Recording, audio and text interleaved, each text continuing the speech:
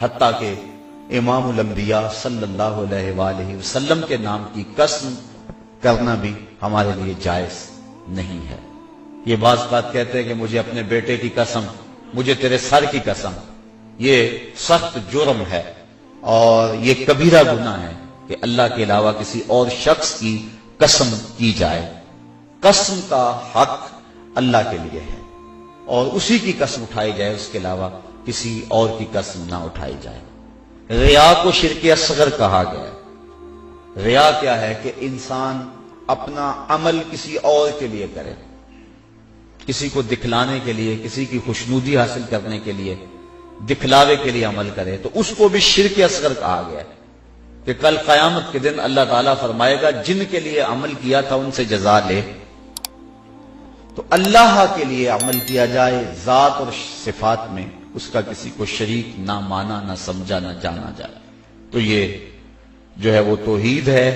اور اگر کوئی شخص اس شرک کا ارتکاب کرتا ہے تو یہ سب سے بڑا گناہ ہے، اور کبیرہ گناہوں میں بھی سب سے بڑا گناہ یہ ہے کہ اللہ کے ساتھ کسی کو شریک ٹھہرایا جائے۔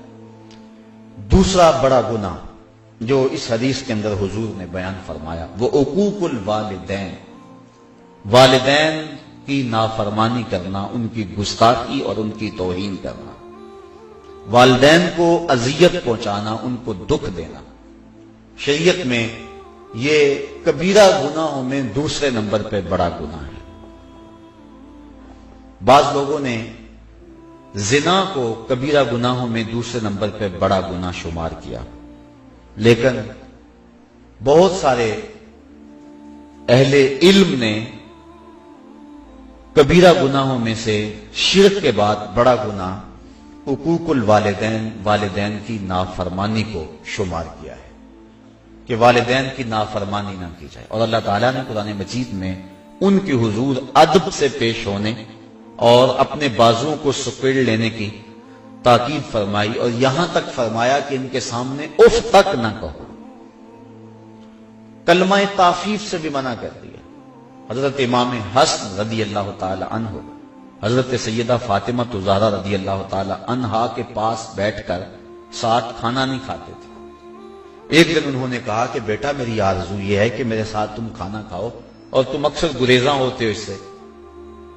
عرض کی امی جی میں اس بات سے ڈرتا ہوں کہ کسی لقمے کی طرف آپ کی نظر بڑھ جائے لیکن ابھی آپ کا ہاتھ نہ بڑھے، اور میں آپ کے ارادے سے عدم آگہی کی وجہ سے اس لقمے کو اٹھا لوں اور آپ ماں ہونے کے ناطے سے نہ روکیں تو یہ آپ کی کہیں توہین نہ ہو جائے، میں اس ڈر سے آپ کے ساتھ بیٹھ کے کھانا بھی نہیں کھاتا۔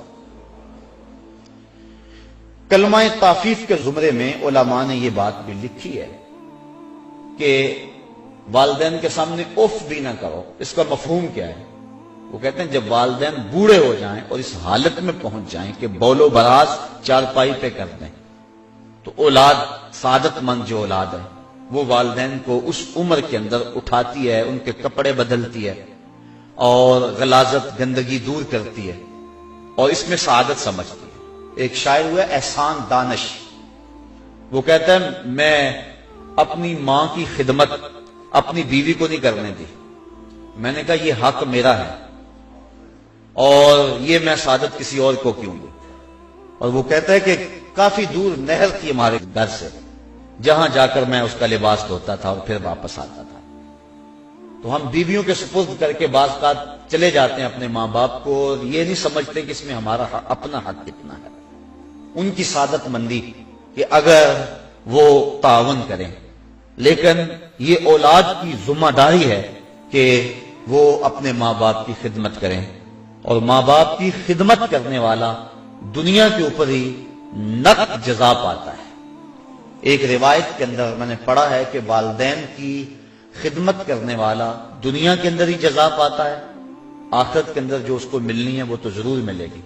اور اسی طرح جو والدین کی نافرمانی کرتا ہے اللہ اس کے عذاب کو آخرت پر ادھار نہیں چھوڑتا، دنیا پر بھی اس کو ذلیل کرتا ہے جو والدین کو دنیا میں رسوا کرتا ہے۔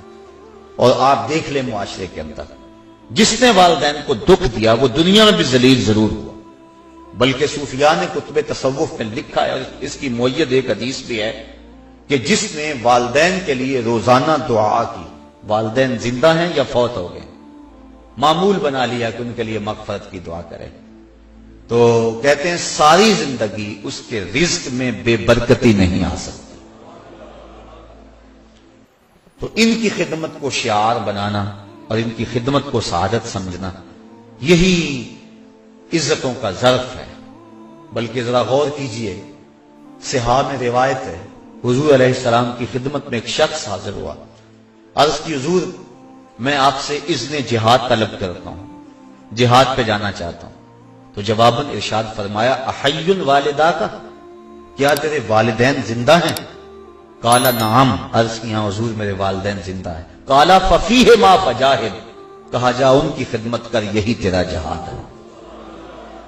باپ فالج میں گرا ہوا ہے اور بیٹا تبلیغی چلہ کاٹنے جا رہا ہے، کوئی قبولیت نہیں ہے۔ ماں کو ضرورت ہے اور وہ تڑپ رہی ہے، بیٹے کو آوازیں دے رہی ہے، اور بیٹا پیر کے دربار پہ اپنی داڑھی سے جھاڑو دے رہا ہے۔ ماں باپ کو سخت ضرورت ہے اور بیٹا جہاد پہ گیا ہوا ہے، شریعت نے اس کی اجازت نہیں دی، اس کی حوصلہ شکنی کی ہے۔ ہاں اگر کوئی اور تمہارا بھائی ان کی خدمت کرنے والا موجود ہے تو پھر ان کے اذن سے تم جا سکتے ہو، لیکن اگر ان کو ضرورت ہے تو تمہاری سب سے بڑی نیکی یہ ہے کہ تم ان کی خدمت کرو، ان کی دعائیں لو، ان کی رضا میں اللہ کی رضا ہے۔ دیکھ لو حضرت اویس کرنی رضی اللہ تعالیٰ عنہ، صحابی نہیں بنے، حضور اپنی قمیض کے بٹن کھول کے لمبی لمبی سانسیں لیتے ہیں اور فرماتے ہیں مجھے یمن سے یار کی خوشبو آتی۔ کسی نے کہا حضور یمن تو اتنا دور ہی نہیں ہے، لوگ کہاں کہاں سے آگے آپ کو ملنے کے لیے، زیارت کے لیے، اتنا پیار آپ کا اس سے، تو وہ آپ کی زیارت کے لیے بھی نہیں آیا؟ تو فرمایا اس کی بوڑھی اور نابینا ماں ہے، اس کی خدمت اسے میرے حضور آنے سے روکے ہوئے ہے۔ تو جو والدین کی تعظیم اور عزت کرتا ہے وہ برکتیں پاتا ہے اور حضور کا محبوب بنتا ہے۔ بلکہ حضور نے فرمایا کوئی اویس سے ملے اور میرا سلام کہے اور اسے کہے کہ میری امت کی بخشش کی دعا کرے، تو یہ طے ہو گیا کہ جو ماں باپ کی خدمت کرتا ہے اللہ اس کی دعائیں رد نہیں کرتا ہے۔ بلکہ حضرت اویس کرنی کو حضرت عمر فاروق اور حضرت علی المرتضیٰ ملے، جا کے حضور کا سلام دیا۔ حضور کا جب نام سنا تو آنکھوں میں آنسو امٹ آئے اور زاروں کے کار رونے لگے۔ کہا بتاؤ حضور کے لبوں پہ میرا نام کیسے آیا تھا، کیسے کہا تھا اویس کو میرا سلام دو؟ جب پیار اور محبت کا یہ عالم دیکھا تو کہا اویس اتنا پیار حضور سے تو ملنے کیوں نہیں آیا، زیارت کے لیے کیوں نہیں آیا؟